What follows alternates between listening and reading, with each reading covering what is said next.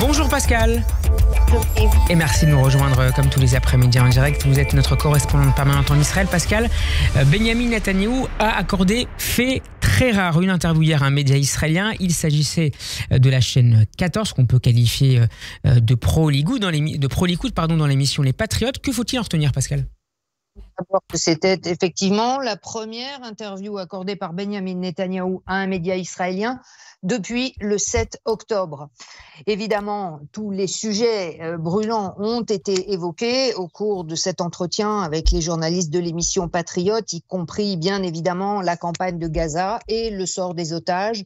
Je suis prêt à accepter un accord partiel en échange de la libération d'une partie des otages, mais nous devrons poursuivre le combat après la pause pour tenir notre objectif de détruire le Hamas. Je n'y renoncerai pas, a affirmé Benyamin Netanyahou, qui a par ailleurs accusé le Hamas d'être le camp qui rejetait l'accord. Mais ces déclarations ont suscité de très vives réactions, notamment parmi les familles des otages, qui ont accusé le Premier ministre de revenir sur l'accord qu'il avait lui-même donné à la proposition de compromis faite par Israël, ce qui revient à abandonner les 120 otages à leur sort et à rompre l'engagement moral de l'État envers ses citoyens, a déclaré dans un communiqué le Forum des familles.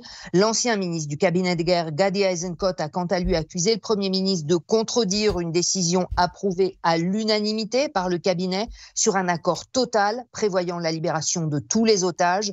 Dans une mise au point hier soir, le cabinet du Premier ministre a assuré que Tsahal ne se retirerait pas de Gaza avant la libération de l'intégralité des 120 otages. Pascal, Benyamin Netanyahou qui pourrait être concerné dans les semaines et les mois à venir par un autre dossier extrêmement sensible, celui du méga contrat de sous-marins acheté par Israël aux Allemands en 2016 pour un montant de 2 milliards de dollars.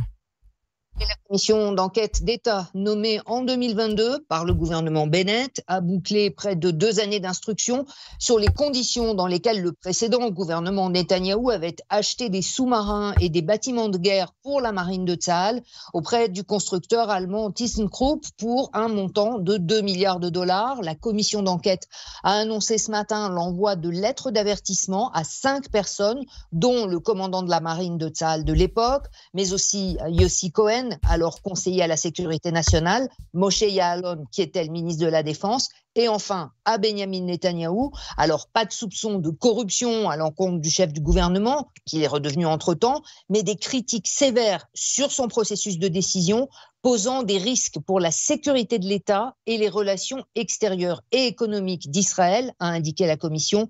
Si Israël n'était pas en état de guerre, les conclusions de la commission d'enquête auraient probablement déclenché un nouveau séisme public et politique. Merci beaucoup Pascal d'avoir été avec nous en direct depuis Jérusalem. Bon après-midi et à demain.